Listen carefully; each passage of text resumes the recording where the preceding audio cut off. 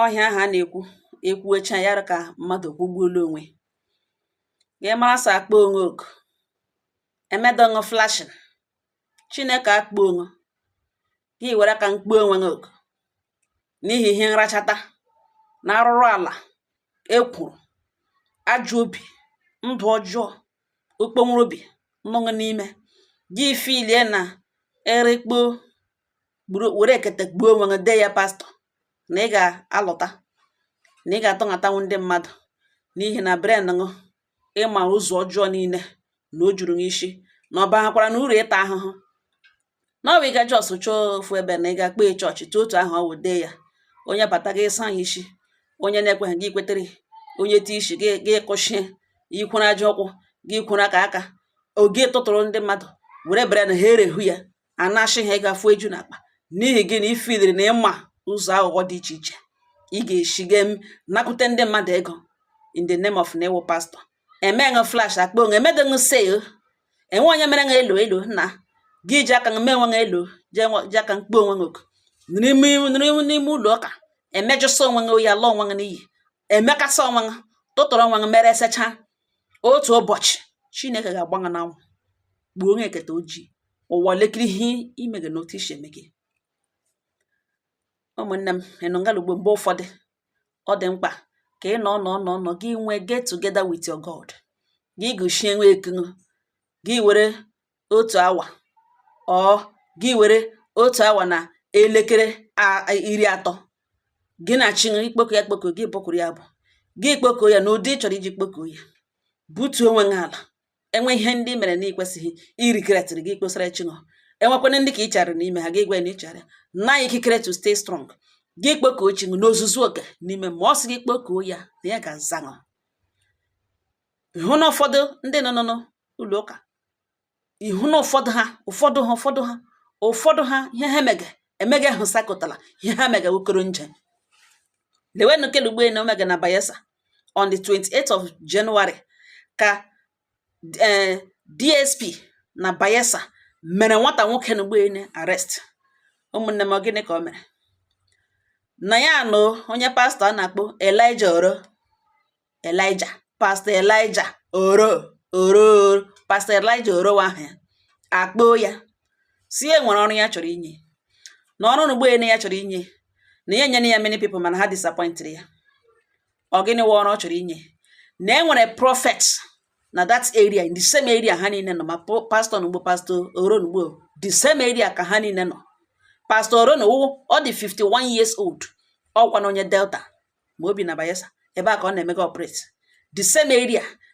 asịka na-ahụ n'ihe na-ahụ na mmụọ na ọ na-ahụ pepero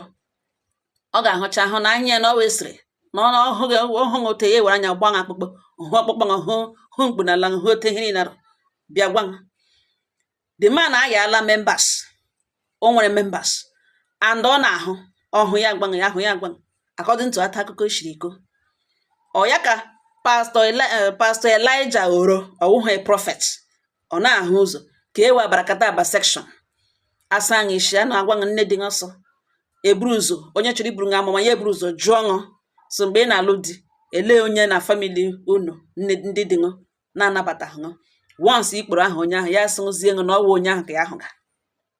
na yes na Holy Spirit cannot be wrong no that person ka ya hụga mana ya chọrọ ịdị sure kpatara na ya ejiri jụọ ṅụ very smart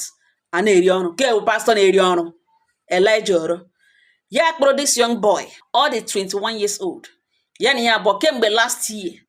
ka o engage this boy na this mission ka mission ọwụ na ọ ga-agaghị egbuori ya that prophet na o gbuori prophet a na ọ dọkachala members ya niile na ọ just dominate ya ịba ọ na-ekwe ha kute ume na ọ naanị ya bụ mugesida na ọ ga-gbuori na ọ gakwaghị igbu ya any member of his church show face na ọkwa tukwu onye ka ahụ emechaa were 15,000 enye o mechaa ga ahụ na car wash o mechaa kpozie ya na because ndị ka ọzọ disappoint ele ya in the past na ya ga-ala ka ya kwa ya ndụ were kwenu 45 ya spiritually ka o nwee ike gaa successfully lọta o mee ihe ndị o mere zosha ụmụ materials ndị o mere mee na gwa ya na ọnwụ na ya disappoint na ihe mere ọgwụkwa nwụ ya ka dị isi ọnmanụ kokoliri kojiri gawa na ka ị ga-ewepụ ganụ ndụ prọfet nwa asụ na ahụ pepero ka ọ batara n'ime the compound ọ mawo ihe mere ya mere ote ka aka shikpara ya aka akpara ya jụọ ihe ọ bịara eme na ogene onye ka onye dịrị ogene ya ebido confess nwa kwuo onye dịrị n'ote ije eshi burugide rute na that compound ụmụnne m onye ya na chi eso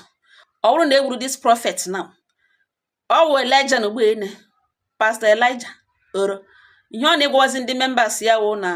ya bido ebe this boy ga-akwatuo nda ya ewerezi ọnụ finish eke furu afụ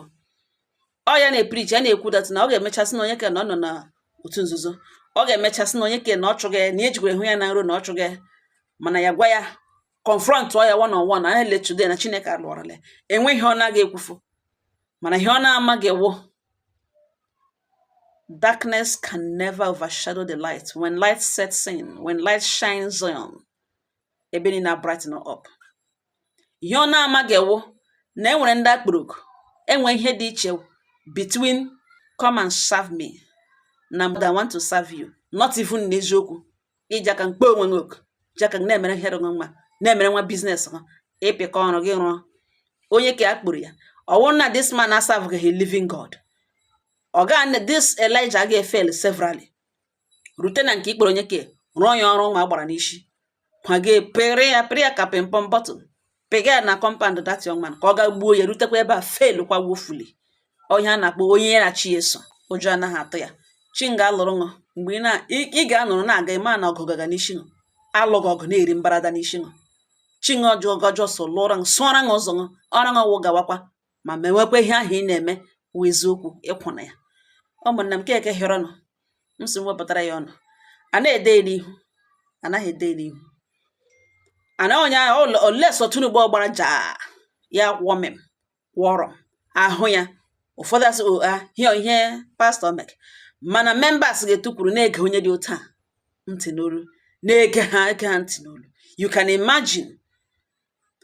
can imagine otu Chineke si tụpụta mmadụ dị otu a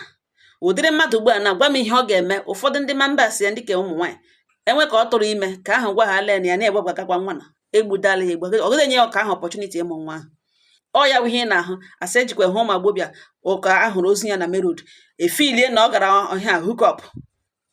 because of ihe rere ngụ ugbu a asị na ọ gawara hookup onye ama nwa onye yahoo o soro pụọ onye amake mana Chineke mazụrụ ihe niile ụdịka mmadụ na ugbu a wụ ndị a nwa agbọbịa na chọọchị a member of his church ya na-enwe ike pịtọwa afọ ime acha ya si a ga-ewepụ ya sọ gaghị ewepụ ya weigh in on the shame bịajanụ ya ga-ewepụ ọ gadara ya ahụ ya ga-ewepụ ndụ this lady ewere ozi ya gbotewa na merod agakọrọkwa ọ ihe a na-eji ekwu gị hụ ebe ozu mmadụ gbotoro na-ịma ihe gburu ya kwuru n'ere don conclude kwuru n'ere the worst thing ị ga-emewu ịtụgide onye nwụrụ anwụ ikwu okwugide onye nwụrụ anwụ na-aga ekwurili onwe ọ dị ka mgbe mmadụ kwugidere nwa ebu n'afọ nwa amụrụ ọhụrụ na-aga ekwuliri onwe gị kwugide onye nwụrụ anwụ gị hụ ozu mmadụ ka ọ gbotoro abịala gị so onye ma oyahu na ọ gaala ọrụ kimbom na ọ gara hookup imagine mgbe ị na-amaghị ihe gburu onye ahụ mere ọnụṅụ rie ụdịka pastọ nọ ọ bụrụ na agba ya n'anwụ otu ugbo agbara n'anwụ na ọ na-aga ise ọ ga-akwaba gị na prison ya ga-anụrụ ya ọpụtakwa na enwe onye dịrị dị iso again n'ọwụ pastọ ọ bụrụ na agbaghị ya n'anwụ onye na ugbo megidere ihe chọọchị ya na aka asha ya ego abata ya dị large enweghị onye a ga-emefu even na ọ ga-ewerecha mmadụ wake n'ọta ya were nga o ji awakere gị ihe onye ọbụla kpachapụ anya ṅụ saa anya ṅụ mmiri mara ihe iso aga